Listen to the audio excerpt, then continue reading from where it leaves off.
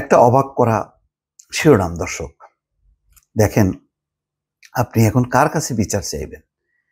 মির্জা ফখরুল ইসলাম আলমগীর বলছেন ৬৬ দিন ধরে নিখোঁজ বিএনপি নেতা পান্নু এবং তিনি উদ্বেগ প্রকাশ করছেন।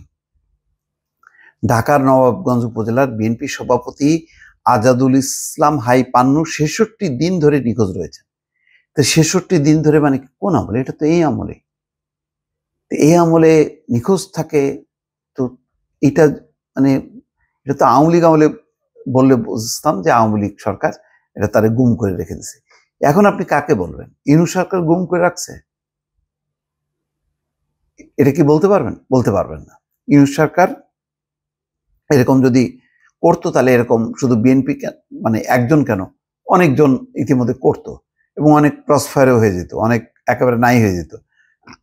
তাহলে এটা ঘটনাটা কি?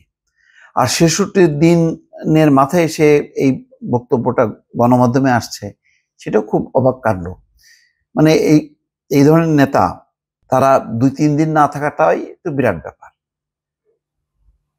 গত ৮ই জানুয়ারি বাসা থেকে ব্যক্তিগত কাজে রাজশাহীর উদ্দেশ্যে বের হয়ে এখন পর্যন্ত বাসায় ফেরেননি। হাই হাই, তার মানে ২ মাস হয়ে গেছে।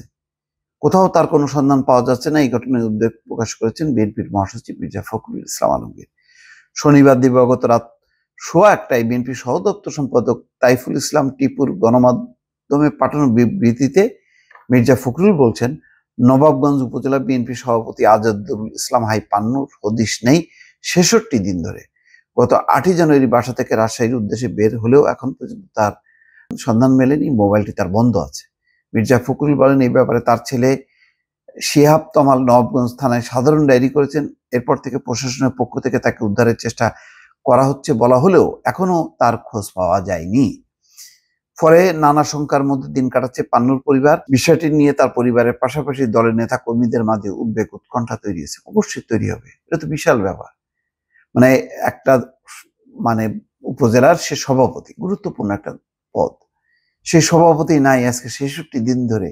এটা কেমন ভাবা যায়? এটা তাও এই আমলে, যেখানে মোটামুটি আওয়ামী লীগের সমস্ত নেতারা যারাই অ্যারেস্ট হচ্ছে সাথে সাথেই তাদেরকে প্রডিউস করা হচ্ছে কোর্টে, তারপরে তাদেরকে রিমান্ড হচ্ছে বা জামিন হচ্ছে, সব আইনানুগ প্রক্রিয়ার মধ্যে আছে। সেখানে বিএনপির উপজেলা সভাপতি পান্নু নিখোঁজ হয়ে থাকবে, এখনো তার কোনো হদিশ পাওয়া যাবে না। আমি এটা বুঝলাম না, এটা কি ধরনের কথা?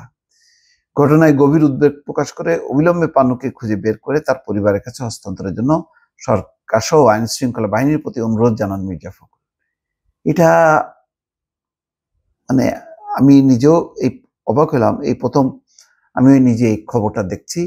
মির্জা ফখরুল ইসলাম আলমগীর এই বিবৃতিটা না দিলে জানতামই না যে একটা উপজেলার সভাপতি বিএনপির ৬৬ দিন ধরে তার কোনো খোঁজ নেই। এটা খুবই দুর্ভাগ্যের খবর। দর্শক ভালো থাকবেন, আল্লাহ হাফেজ।